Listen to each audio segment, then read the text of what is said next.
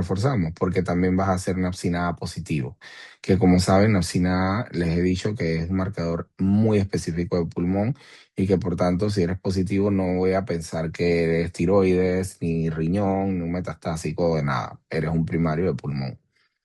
Entonces, si eres P63 negativo, con TTF1 negativo, con Napsin A negativo, podría ser o un adeno escamoso o tendríamos que poner un adenocarcinoma no especificado y no puedo concluir necesariamente que eres pulmonar porque todos tus marcadores de pulmón han sido negativos. Entonces el patólogo lo reporta como que, bueno, hay un adenocarcinoma no especificado, no puedo afirmar de si es origen pulmonar o no, pero esto es un adeno o es un adeno escamoso, ¿ok?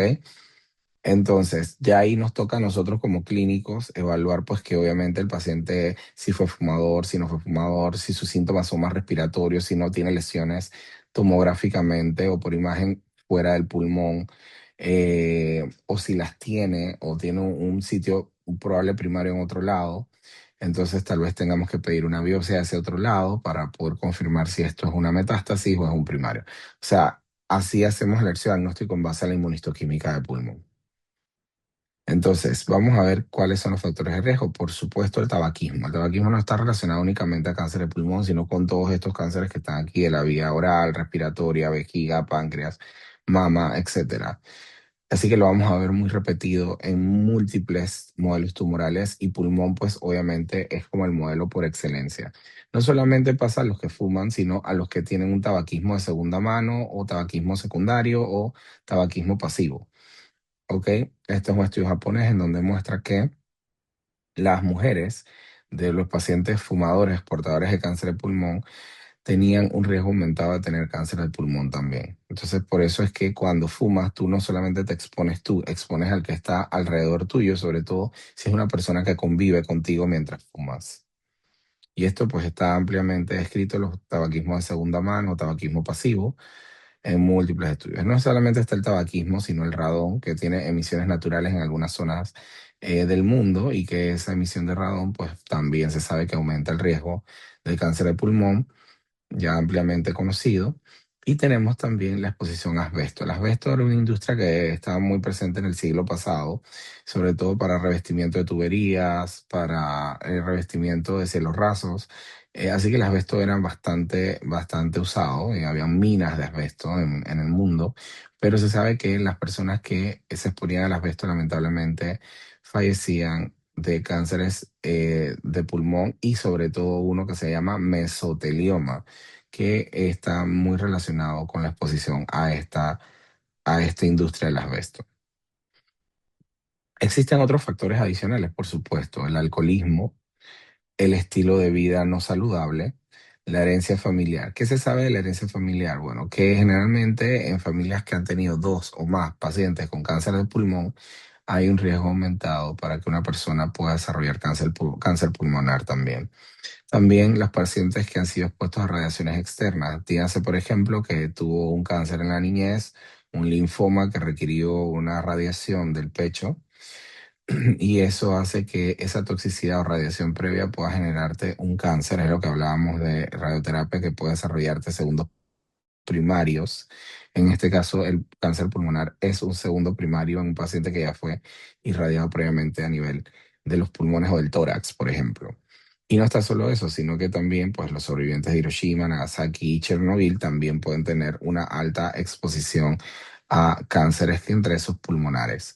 No solamente hablamos de las radiaciones externas, también otro elemento que hay que incluir aquí es la contaminación ambiental, que es un factor de riesgo importantísimo que ha cobrado cada vez más relevancia. De hecho, hay muchas publicaciones de este año que han ido mostrando cómo la contaminación en ciudades de alta densidad de población ha disparado la casuística de cáncer de pulmón. Lo vemos en Mumbai, lo vemos en ciudades como Shanghai, que son en Ciudad de México, que son ciudades densamente pobladas y que en personas no fumadoras están adquiriendo cáncer de pulmón con mayor incidencia y eso ocurre sobre todo por la contaminación ambiental, que también está el cambio de la microbiota pulmonar a través de la exposición a múltiples agentes exógenos, a través de la contaminación.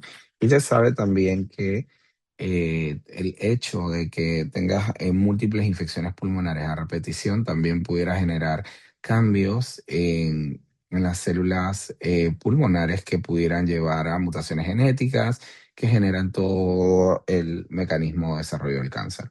Y no solamente ocurre con las infecciones, las enfermedades pulmonares crónicas como el EPOC, como la fibrosis pulmonar intersticial, son enfermedades que predisponen a tener cáncer de pulmón debido a que la inflamación crónica que producen altera la genética de ese neumocito que llevará finalmente a que se convierta en una célula madre tumoral que generará hijas o clonas que llevarán a mutaciones driver, crecimiento, proliferación, angiogénesis y metástasis.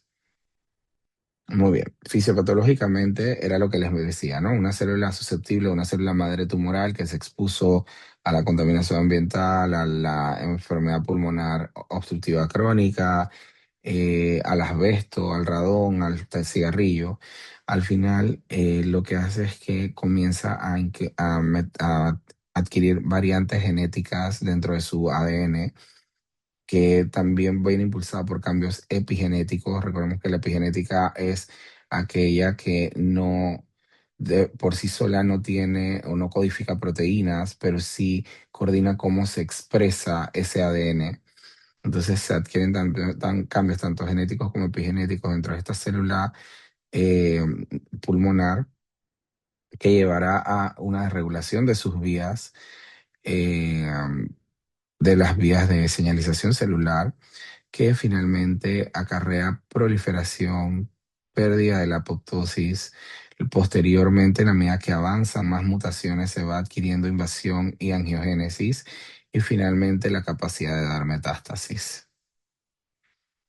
Entonces, en el tabaquismo existen varios componentes cancerígenos, principalmente, y eso se lo tienen que saber porque ustedes como médicos tienen que saber hablar con propiedad de que la nicotina no es precisamente el principal agente carcinogénico que tiene el cigarrillo. Son los hidrocarburos aromáticos policíclicos y las nitrosaminas las más íntimamente relacionadas con el desarrollo de cáncer. Y la nicotina sobre todo tiene un efecto más de tipo adictivo o de enganche con el cigarrillo que carcinogénico per se, ¿ok? Así que ahí también hay cocarcinógenos relacionados también con el tabaquismo, como el catecol y el metilcatecol, que también deriva de la transformación del cigarrillo. Así que si usted fuma, sepa que no solamente que no solamente la nicotina es el factor principal, y estos hidrocarburos aromáticos policíclicos y nitrosaminas no se van porque fume cigarrillo electrónico. Así que en ese sentido, pues sepan que no porque yo fume cigarrillo electrónico, yo dejo de exponerme a esos componentes que son los altamente cancerígenos, razón por la cual, aún con cigarrillo electrónico, esperamos que los casos de cáncer de pulmón sigan estando presentes.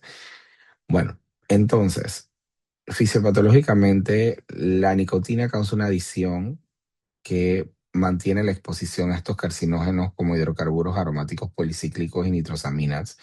Y eso lleva entonces a la activación metabólica, a la detoxificación metabólica, y vemos que al final se forman aductos del ADN, que son aberraciones del ADN o mutaciones, que finalmente de persistir y de no repararse, llevarán a que una célula madre o un neumocito se convierta en una célula madre tumoral que adquirirá cambios en genes, en oncogenes como el RAS, el MYC, también en proteínas reparadoras o genes supresores tumorales como el TP53, P16, proteína del retinoblastoma, FHIT, y todo eso llevará a que haya una disminución de la apoptosis con aumento de la angiogénesis y con una mayor capacidad de transformación en células tumorales, o sea que lleva a una mayor transición epitelio-mesénquima y finalmente formará un carcinoma invasor.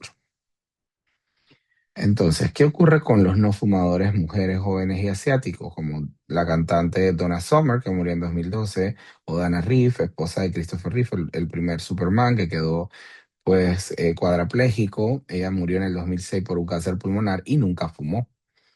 Entonces, aquí es donde aparece el rol de los receptores de tirosina quinasa. Como les había mencionado anteriormente, EGFR y ALK fueron los primeros en descubrirse y aislarse para búsqueda de un tratamiento.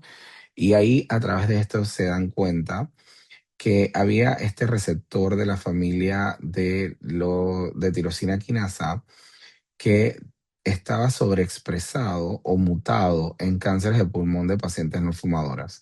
Y a partir de allí se desarrollan inhibidores de tirosina quinasa que bloquean este tipo de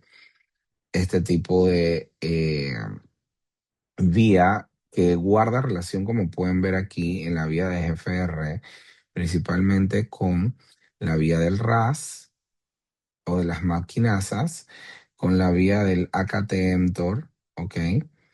Que son vías íntimamente relacionadas con angiogénesis, invasión y metástasis, ¿ok?